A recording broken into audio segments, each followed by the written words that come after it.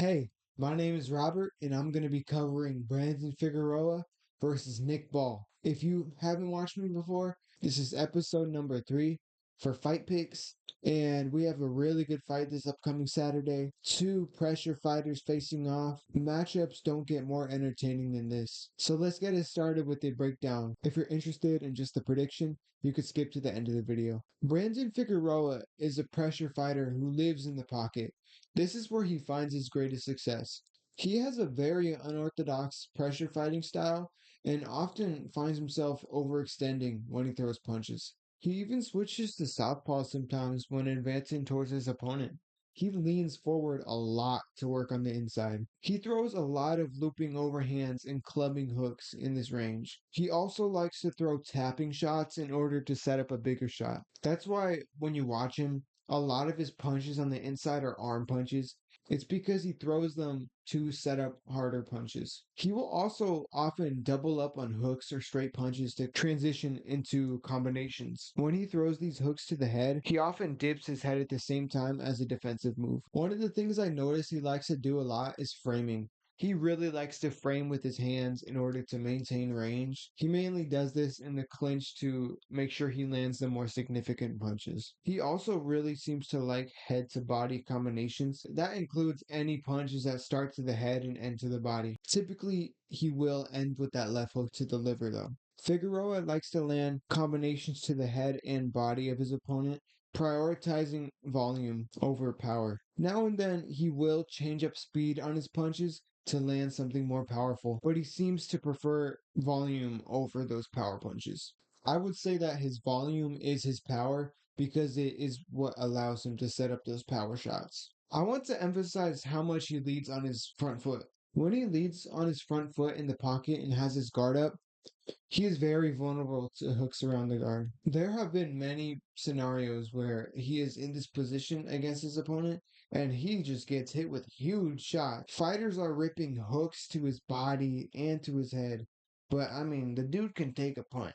Due to his front foot heaviness, he's also very vulnerable to uppercuts up the middle. Like I said, Figueroa can take a punch, but that's also what makes a lot of his fights close because he's getting hit to begin with. He just gets hit really often, and that will not help him if this fight goes to the scorecards. When Figueroa is fighting at the mid range, his hands rest slightly below his chin. I'd say like about level to his chin. He's one of those fighters who like to shimmy around while they're kind of out of range, just to, I don't want to say to feel defensively sound, but to perhaps be ready to evade a jab if there throws a jab out of nowhere. Every now and then, when he does throw hooks from this range, he will dip with them as a defensive move to protect himself just in case if there's a counter coming after. Figueroa can be timed when he's throwing punches because a lot of his punches are wide hooks or overhands.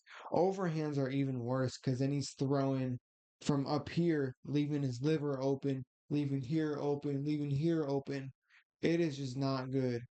But it is the volume that stops his opponents from countering him because as soon as you're about to counter him, you get hit from something over here, to the body, to the head.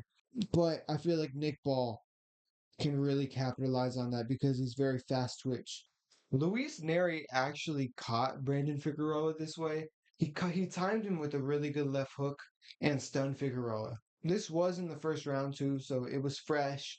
Maybe he caught him cold because Figueroa, from what I've seen, he hasn't really been hurt like that since. This fight was 5 years ago, so he's improved since, but he does fight pretty similarly still, so you still have to mention it. Let's talk about Nick Ball now. Nick Ball is a pressure fighter who seems to prioritize volume over power punching. He likes to throw multiple shots in order to land one clean, standout shot.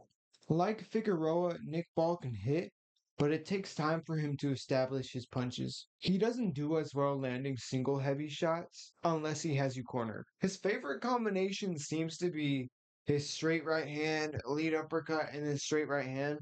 I don't know why he likes this so much, but especially in this fight against Raymond Ford, I mean, he was throwing that shot like for fun, it seemed like. He throws his combination though to lift your head up with that lead uppercut and then throw the power right hand behind it. He has a very tight guard that he uses in order to block shots up top. You can sneak hooks around his guard, but it is harder because how he holds his guard. He holds his hand near his temples, kind of like right here, which would block most of those shots. He is hittable behind the ear though. Due to his high guard, you can also sneak body shots around his elbows.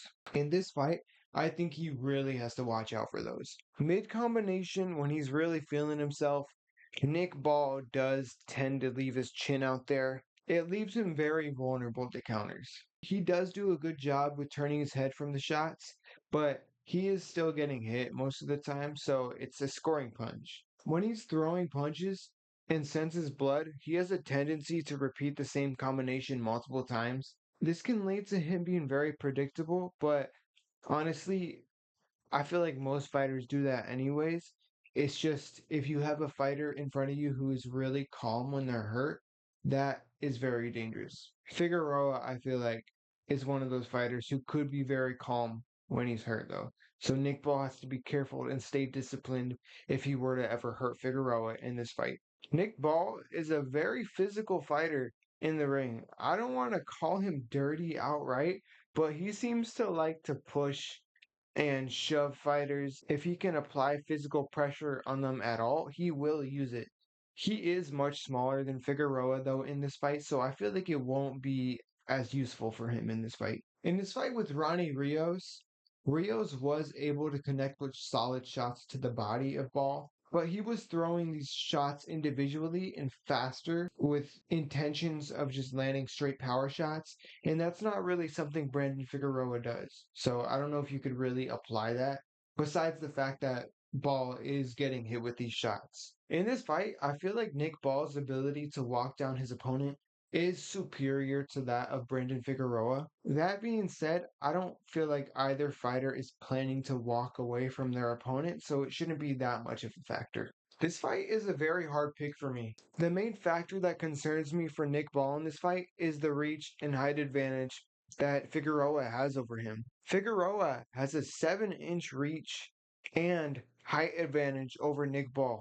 Even though Figueroa doesn't possess a boxing heavy style, which would benefit most fighters in this scenario, and especially the style of just raw boxing. He does like to use his arms to frame his opponents. When he does this, he will take it to his advantage, and he likes to wing hooks to the head and to the body of his opponent from this range.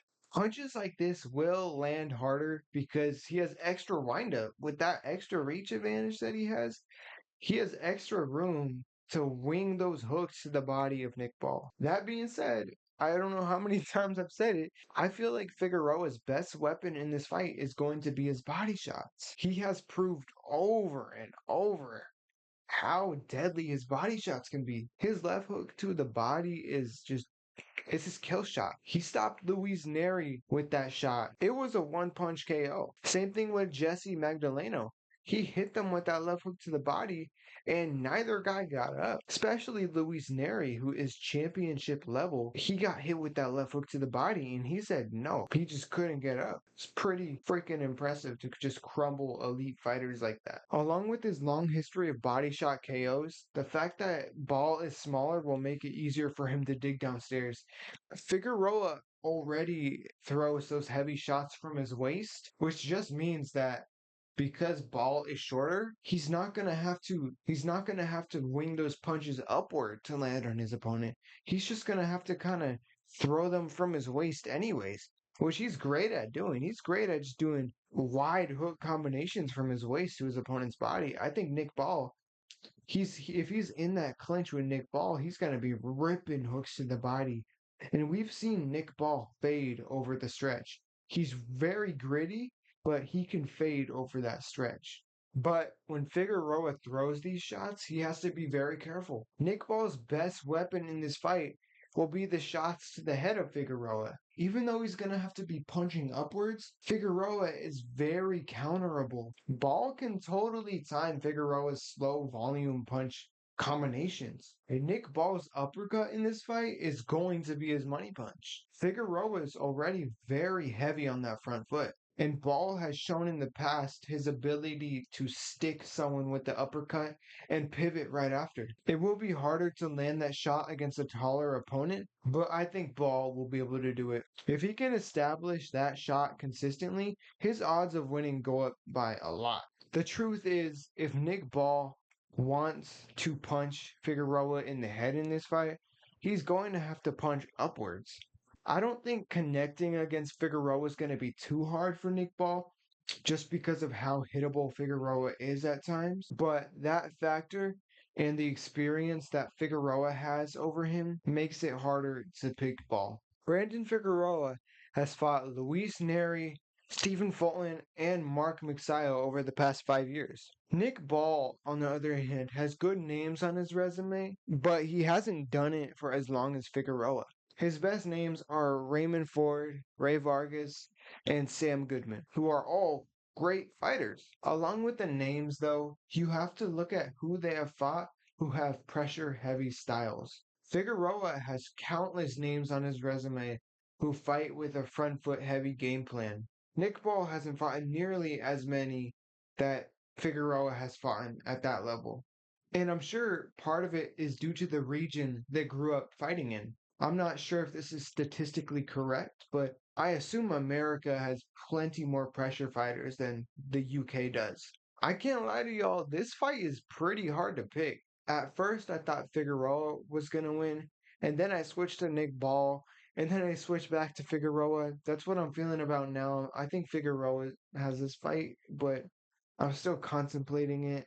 It isn't too hard to imagine a Figueroa stoppage either. And that is simply because both fighters fight their opponent's fight.